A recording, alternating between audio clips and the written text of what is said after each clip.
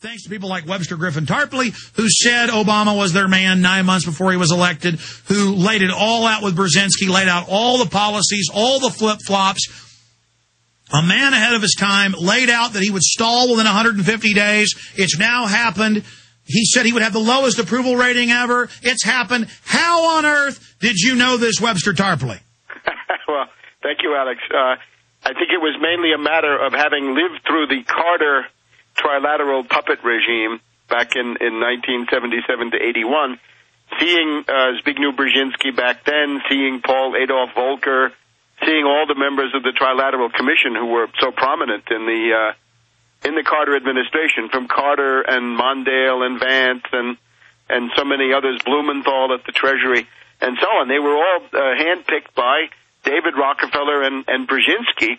This time they did it a slightly more sophisticated way, not so much actual membership in the Trilateral Commission, although we don't really know, but certainly the guiding hand was there. And now you've got Paul Adolph Volcker sitting in the White House, and Brzezinski really running a lot of the policy through somebody like Robert Gates, who was his office boy back 30 years ago, who now runs the Pentagon. So I think you're dealing with that. Now, I think the good news, though, is that this has now stalled. This entire Obama hysteria seems to be disintegrating at a fairly rapid rate, and he is now down to 49% in some of these polls. But a cornered dragon is dangerous with all of his host of hell supporting him, all these powerful interests that are articulating this puppet.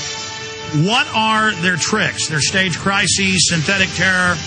You told us what was coming a year and a half ago. Now tell us what's coming in the next year and a half. Webster, Griffin, Tarpley. Stay with us. The New World Order beast is genetically modifying your food, mixing vegetables with animals, and now experimenting with viruses. Without a long-term food solution, you will have just two options: starve, or surrender. All canned food supplies will eventually run out. What then? Grow your own healthy food and feed your family forever. SurvivalistSeeds.com is now the nation's largest bulk heirloom seed company. And it's owned by a real patriot, Big John Lipscomb. You can now have an infinite amount of healthy vegetables like a watermelon, a bundle of carrots, or tomatoes for a little more than a penny each. SurvivalistSeeds.com. And now you can go into business with Big John at SurvivalistSeeds.com by becoming an affiliate. See his link at SurvivalistSeeds.com.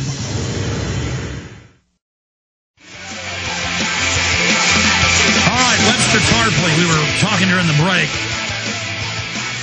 Obviously, he's their manufactured Messiah type that Brzezinski, in between two ages, wrote about in the 70s. These kind of pop icon presidents they wanted to create, kind of little Hitlers that are complete puppets, not their own men, as Hitler was. Now that he's stalling, and much of his agenda, except for the hate crimes bill, they got that. That was the one thing they wanted to restrict free speech. Now that they're starting to stall, this is a cornered juggernaut going for broke. What do you see happening in your political crystal ball? Well, the first thing is that Obama is now losing some of his core support, right? He got 52% in the election, allegedly. If he's down to 49, it means that he's lost 3% of his actual voters, which is, I think, very, very ominous for him. Let's just think of where we are. We're in the first term of Obama, and it's getting to be August. Where were we about this point in the previous president's first term, say Bush? He was on vacation, getting ready to stage a false flag. Having, the rogue network was getting ready to deliver the false flag and hope that he did what they wanted, which he was going to do. But we're now basically at the point where this 9/11 stuff then comes back into play. The danger of false flag, I would say, is now rapidly increasing. It has to do with the calculation on the part of these controllers, right, these trilateral characters.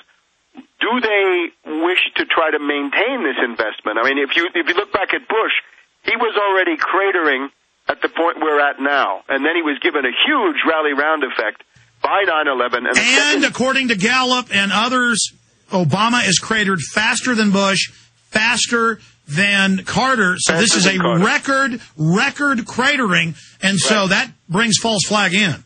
It does, and the model, I think, is this character Andrew Sullivan, writing in the Atlantic Monthly in December of '07, complained that the use of false flag was momentarily impossible for the Anglo-American ruling class because under the circumstances of Bush Cheney, nobody would believe them. In other words, if a bomb went off and Bush Cheney came out and said country X did it, many people would say, you're lying. Many people would say, you're responsible, you're incompetent, or even, you did it yourself as a wag the dog. So that was the problem that Sullivan saw with the latter years of Bush Cheney.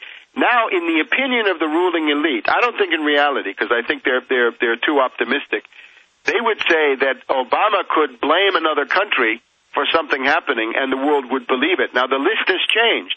This is not going to be Iran anymore. You will have seen that the CIA faction in Iran is in the streets yelling death to Russia, death to China, meaning Brzezinski's program. So there's no point in attacking Iran when you have a chance of taking over the government with Mousavi Rafsanjani and then using Iran against Russia, China, which is what the plan is.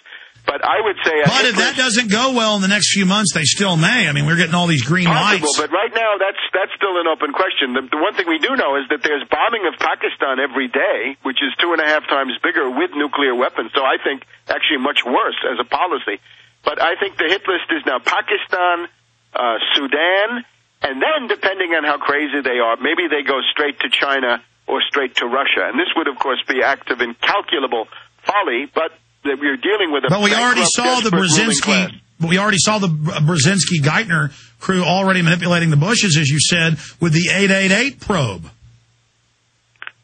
Well, yes, but the question now is the hit list has changed, and these other countries are now at the top of the list. So I would say now it's time to redouble vigilance. In particular, the question of the drills and the exercises. What I tried to show in 9/11 Synthetic Terror was that this is done through about 25-plus drills, either happening on the morning of 9/11 or just completed or in the advanced stages of completion.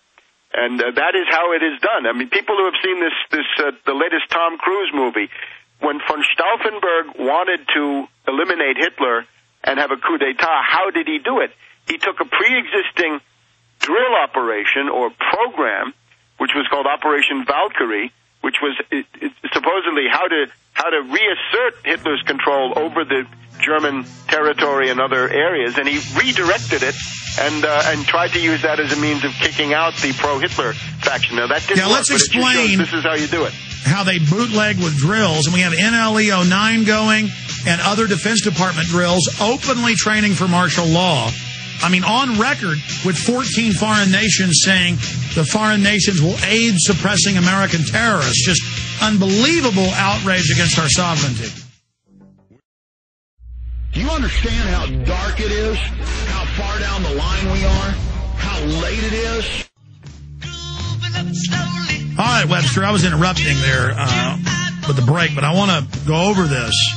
Because we already saw the Bush people, and you were saying that was being manipulated already by the Rockefeller arm that was back in full control even before Bush left office with the 888 insanity, sneak attacking a Russian-controlled area on record, and then hoaxing it and saying the Russians had attacked. I mean, just insanity. Again, I'm a political atheist, folks. We're just reporting the facts here.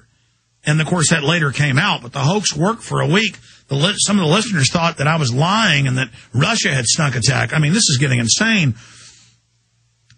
So what else do you see Obama doing? I don't just see wars. I mean, could they, I see them, Tarpley, scripting for right-wing militias, gun owners, anti-Obamas. I see the programming by the ADL, Southern Poverty Law Center, to stage something, that the government's going to stage something. I see the pre-scripting. Before it was bin Laden pre-scripting before 9/11, and I saw that. I see pre-scripting for them to go the domestic terror route with white Al-Qaeda.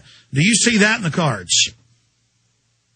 That helps the dictatorial agenda domestically, and it gets you back to McVeigh and the whole universe of the 1990s. That indeed, in the 1990s under Clinton, that was the main form, for example, of British intelligence in the United States were up to their necks in white supremacists and all kinds of militias. So was German intel. It came out, German intelligence on loan to the ADL and Southern Poverty Law Center was running the groups. The BND, yes, right.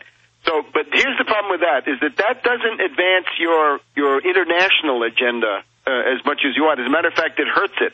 Because if Obama is no longer the smiling peace angel bringing singing tomorrows to the United States, but rather some kind of a stern dictator who's, shooting at crowds or something, then you get into diminishing returns. And remember, the main thrust of this has got to be, when it comes to false flag, is that you want to be able to blame it on somebody. You want to somehow create, for example, a conflict among other nations. In other words, it's not necessarily the U.S. that goes on the attack. The neocon response to every crisis is bomb them.